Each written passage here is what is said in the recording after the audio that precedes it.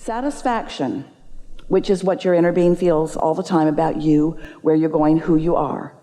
Satisfaction on steroids. Satisfaction comes from one place and one place only, and that is moving in the direction of who you really are, moving in the direction of your desire. That's the only place it comes from. So what happens is you live in a world that has tried to motivate you to behavior about things that you don't feel satisfied about. Your parents want you to do what they want you to do, not what would satisfy you. Your employers want you to do what they need you to do, not necessarily what would be satisfying to you in the moment. And so you're having a rebellion inside of yourself because most of you are sort of tired of pushing against your own flow. Does that make sense to you? Think about the difference in the way you feel on a morning that you're waking up to go on vacation or to go fishing or to go do something really fun, and the way you feel when you're waking up to go to work. And it's because the vacation is calling you, and when you point in the direction of that, there's no resistance. And so you're so clever, you're so fun, you're really on point, you remember what you need to bring, you think of clever things, you're working with others, the universe cooperates with you. But it sometimes doesn't feel that way when you're doing something that you really don't want to do.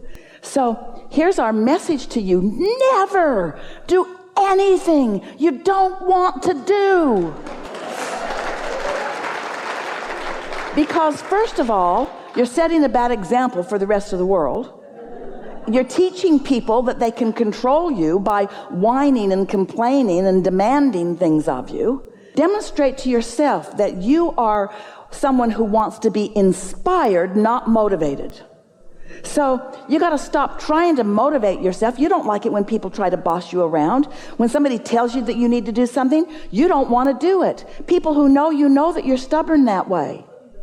And so this is the same thing. You got to understand that about yourself. You can't demand of yourself. You can't motivate yourself. You've got to let yourself be inspired, which means you got to understand these important things. You've got to understand that it's not just you with you, that you have an inner being you that is really this powerful, dominant, strongest part of you.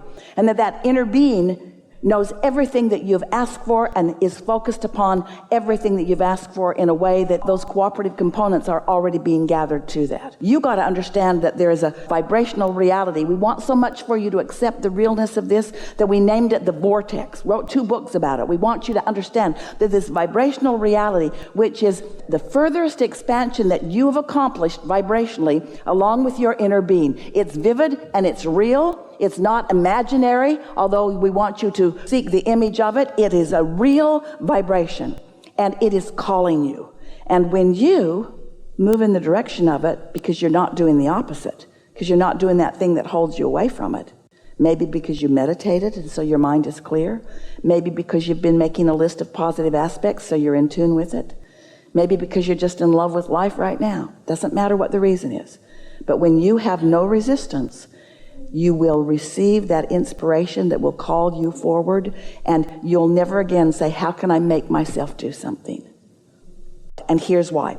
Step 1 is you're in contrast, and life tells you what you don't want and what you do want. So you've launched all these rockets and you've got this magnificent request. Source energy is all over all of that. In other words, your inner being is answering everything that you've asked for. Your inner being is all over it. When you ask, it is given. We're not kidding. Someone should write a book about that. So it's done. Step 3 is you meditate and get into the receiving mode.